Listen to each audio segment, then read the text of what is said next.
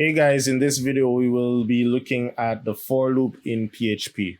First thing I want to do is create the file for the for loop in our already established folder for this website. So I'll just go ahead and click new file and write for loop.php. Next, I will generate my HTML5 template and then go ahead and set the title to be PHP primer -for loop. Now, conceptually, a for loop is what we call a counter-controlled loop, meaning it does something for a certain and a set number of times. It's usually used when you know exactly how many times something needs to happen, and so you use a for loop to repeat it for that exact number of times, as long as you get your parameters right. All right, so this construct is available in any programming language, and it is pretty cool in PHP because it allows you to kind of dynamically generate things based on certain variables.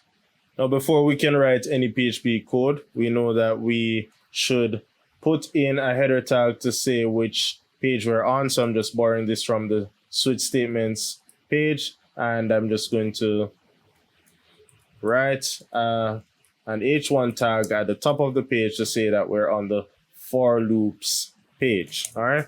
Next up, we're going to initialize our PHP tags, and inside our tags is where we will be able to write our PHP. So I'm just going to add a comment, and remember, comments don't get executed. That's why they're handy. They're just there for documentation purposes, so that when you look at this code file, you have an idea of what comes afterwards. So it's always a good idea to write comments in your code, not only for other people who might read your code, but also for yourself, because you may have taken a break and then you come back and you need to pick up where you left off. So a comment always helps with that. Now, the syntax for a for loop is you write the word for, then you open and close your braces, your parentheses, and then inside of these parentheses, you declare a variable. So I'm going to declare a variable and I'm going to call it count. All right. And well, based on how I named the variable, you could call this variable anything, but I'm naming it count because that's exactly what we want it to do. We want it to keep count of the number of times this query will execute. All right. And then I'm going to have a condition, meaning under what condition should I stop executing? So here I can say that the condition under which I should stop repeating a certain action, or this loop should stop repeating it, the particular action, is I want it to stop under the condition that count is less than, let's say, 10. All right. So this should run for 10 times. Why? Because it's starting off with a value of 0, and then it should change to 1, then 2, then 3, then 4, then 5. So once it hits the condition where count is no longer less than 10, meaning it's when it's 9 it will run, then when this counts up to be 10, then 10 is no longer less than 10, then it will exit that loop. All right. So if you want it to run for 11 times or for 20 times, you would say it is less than 20. All right. And be sure that you're setting this to 0. If you set this to 1, I mean, it will still work, but then you'll have to be keen to know that if it starts off at 1, then you're missing one iteration, because when it starts at 0, it does an iteration with the value 0, then it goes to 1, then 2, then 3. So if you really want it to run for 10 or 20 times, then you need to start at 0, and then you can say run until you are less than 10. So once it violates the fact that it's less than 10, it will exit. And then after that, what we need to do is to let it know that it needs to count. So we just write the variable and then we say plus plus. All right, so plus plus is a post incrementer, which means that it will run with the value it has now. And then when the loop is finished doing its thing, it comes back and it says, okay, check the condition. I'm still 0. Okay, that's cool. Count up to 1.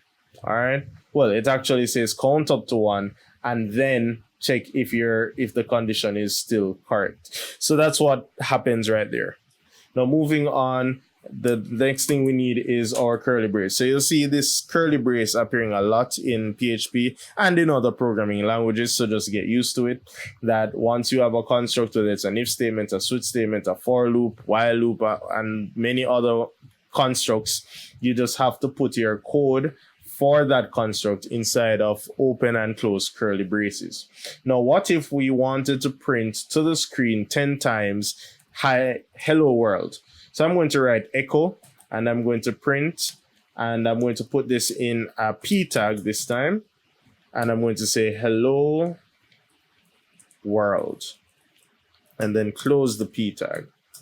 So I want this to print for 10 times the text hello world. So that for loop is going to start off at 0 and run 10 times, and each time it runs, it's going to do whatever is inside the body to get done. Now I'm going back to my home page, and then I'm going to click the page for loop, and then we see here that we have 10 paragraph tags for the text hello world, and we didn't have to do anything. We just wrote a for loop, and we wrote hello world once, and we got 10 lines, and that's the power of a loop, because then we can dynamically generate HTML tags or whatever content we need as many times as we need it on that particular page. Now let's try something else. What if I wanted to print the value of count? So I'm going to do another example. So I'm just going to rewrite this for loop, and I'm going to do it from scratch. For, and please note that the variable that you declare in this is within what we call the scope. So if you would call a variable count up here, count only exists for as long as this loop runs. Once it exits that loop, meaning it's finished with repeating itself, that variable no longer exists. All right, so I'm going to reuse that variable because I know I won't have any conflict, because it stopped existing by the time it hit this next loop. And I'm going to initialize it to 0. I'm going to do the same condition, and I am going to count plus. And then what I want to do in this for loop is actually print the value each time it is run. So I want to print to the screen or to the HTML page, well, to the browser, the value of count. And to accomplish that, we know that echo is what we use to print, and I'm going to use interpolation. So I'm going to use my double quotation marks, and I'm just ending my line so I don't forget to do it later. And I'm going to say the count is colon, and then I'm just going to reference my variable called count.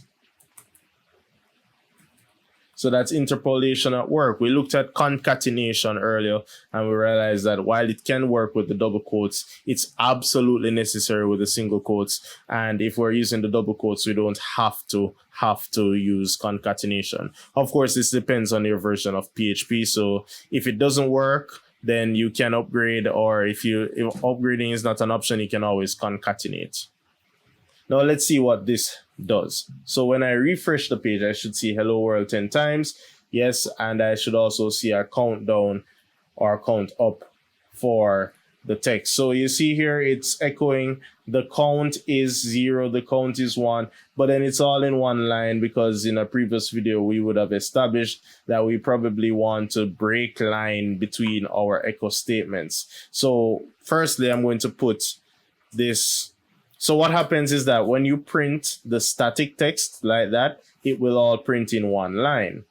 All right, but then naturally in HTML, what happens is that a p tag comes with its own what we call padding. So it has its own spacing from the top and the bottom. So the p tags wouldn't come in one line. So look at the difference. We are echoing p tags hello world, they all come in their own line. And when we echo the static text, it all comes in one line. So to remedy that, we could echo a break tag, or we could just put it in the appropriate tag, because really and truly you don't want to be printing the static text to an HTML page. I always recommend that anything you do, you put it inside of some form of tag so that the browser can handle it a certain way. All right. So when I refresh this, then the behavior between the hello world and the counting is the same because they're both p tags. And further to that, we also see that we are printing out the count. So we see where it starts with 0, goes to 1 through 9. There's no 10 because once it hits the value 10 and 10 is no longer less than 10, then it will exit that loop. And that's pretty much it for the for loop. Go ahead and experiment, see what you can generate for as many times as you need to generate it on the web page. I'll add some comments and share this code file with you, and see you later.